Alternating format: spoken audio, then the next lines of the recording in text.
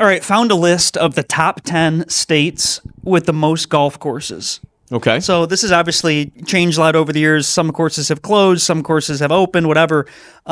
Michigan here, where we're at, obviously used to be number 3.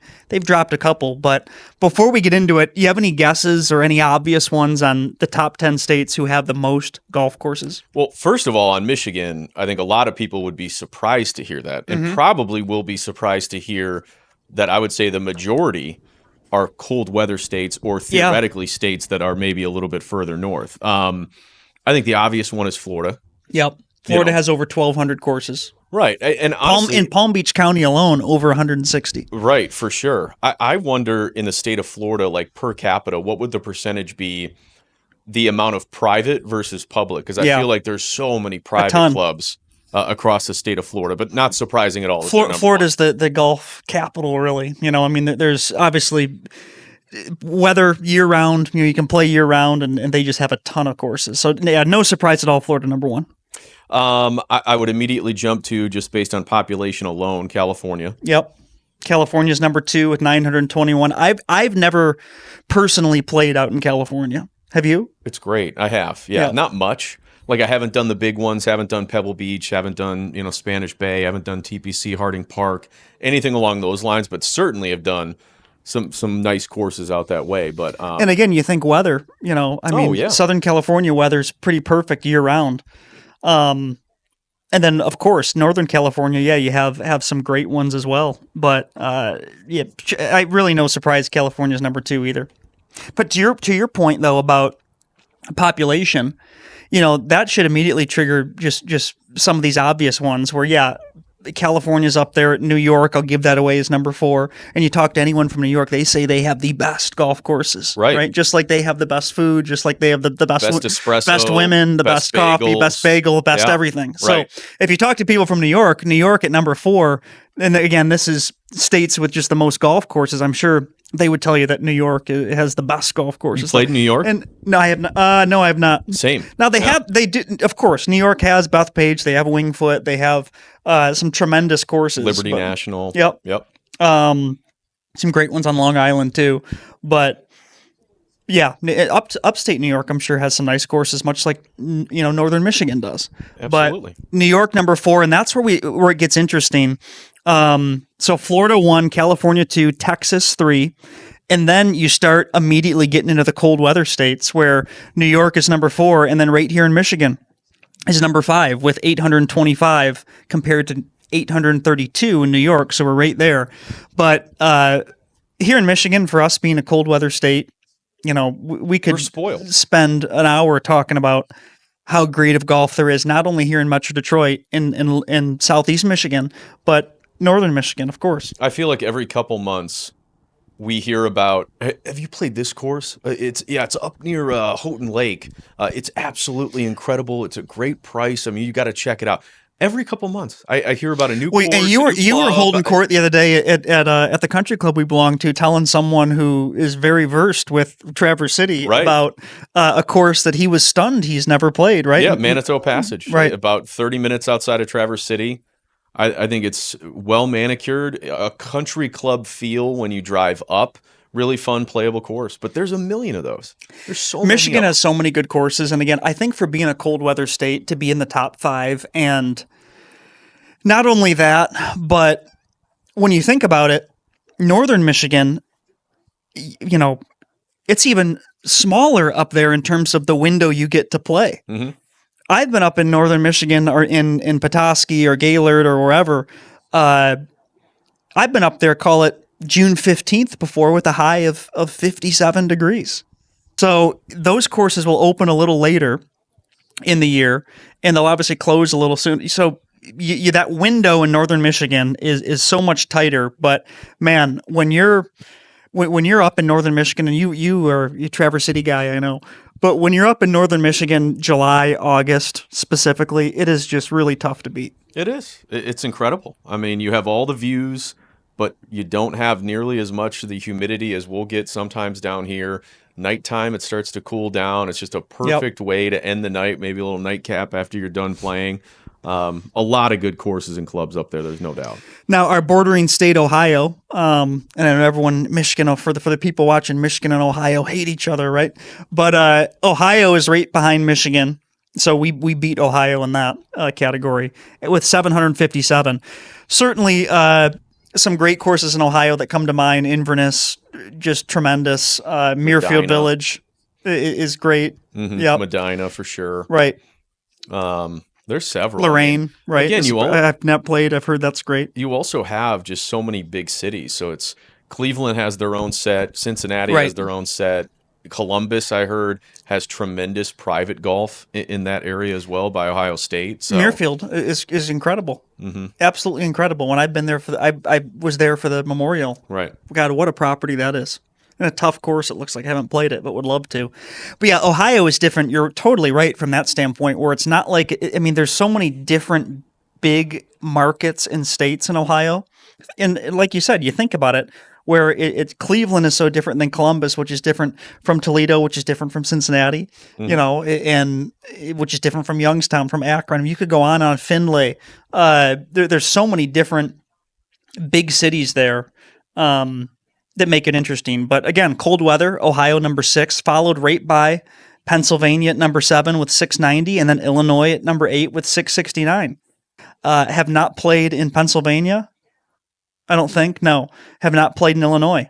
But certainly Pennsylvania, what comes to mind is Oakmont, obviously. Just an incredible course. Have you played in either Pennsylvania or Illinois? I've played in one course in Pennsylvania, but I can't honestly remember the name of it, and it wasn't anything to write home about. So not great memories. Pennsylvania, there's just so much grasslands. Yeah. You don't really think about it as this premier destination for a lot of really good courses, but they have so much land. It makes sense that there's actually a decent amount, especially in that kind of East Coast corridor as you start to move down into, New York and other states. But I've not played there. Illinois, same thing. Obviously you hear about Chicago Golf Club, I believe. Yep. Olympic Olympic Fields or whatever. Yeah, and how unique some of those tracks are. But no, have not played in Illinois either. That'd be a cool one. Yeah, I've been to Chicago a bunch, but have never played in Illinois. That'd be great to. We got to do so. We got to go play around the Midwest a little more. Be great. And the one that's not on here is Indiana that we spoke about. I was going to guess that. Yeah, that really is getting a lot of Indiana, especially. Indiana seems to be getting a lot of traction for golf trips and for underrated golf. And Michigan, I think, has kind of always used to be that way, where if you know type thing, where it's kind of an underrated golf state. Not really mainstream or popular. You don't think of Michigan when you think of great golf. My point is, Michigan kind of used to be like that. I think Michigan has elevated itself to being pretty well thought of nationally for great golf. And I almost see Indiana as kind of the little brother to that, where Indiana is the next state that's going to start getting a little more attention for golf. At least that's what it seems like. It's honestly kind of similar to how you view Indianapolis as a city as a whole. Indianapolis is a great downtown. It's walkable. I mean, people rave when they visit. Yeah, Indianapolis. I've been there several times. It's a great time, but it's very small. It's not Chicago. It's not even Detroit. It's not even a Cleveland or anything like that. Just very nice, but on a smaller scale. I feel like the golf scene is similar. There's just a ton of really good resorts, really good courses, but you're just not going to get the same publicity. Yeah. Or and that's in the area. That's a good thing a lot of the times. Sure. That's a good thing to kind of fly under the radar and not have it be some huge tourist crazy type spot. I think of Jupiter, Florida, where I have a condo down in Jupiter, and it's the same type of thing. Jupiter used to be this quiet town. It used to be this kind of gem, hidden secret. You knew about Tiger living there. You knew about some other guys living there. Whatever. Always very well thought of. But now Jupiter, once you go there, you got to keep going back. Well, that's because you just keep running around telling everyone. Well, I know, and I wish the people wouldn't. Secret's out because of you. I wish people wouldn't tell, but no, I love it down there. Number 9, North Carolina. I'll be going there next month for the first time. Well, no, excuse me. I have played golf in North Carolina before at the Duke course in Raleigh.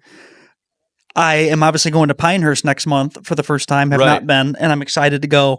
North Carolina is a fantastic golf state. See, I'm surprised that North Carolina would be above. I'm assuming South Carolina is not immediately behind that, right? South Carolina is not in the top 10. Which is crazy to me because you think about the sheer amount of courses just in the Myrtle Beach area alone, South Carolina, there's a ton of golf in that area. So I'm surprised to hear, despite Pinehurst and how popular it is and everything like that, that North Carolina would be ahead of them. Yep. It's interesting. And then number 10, another Midwest state, a bordering state, touches obviously Michigan and the Upper Peninsula, is Wisconsin. Mm-hmm. Erin Hills, Whistling Straits, of course. Right.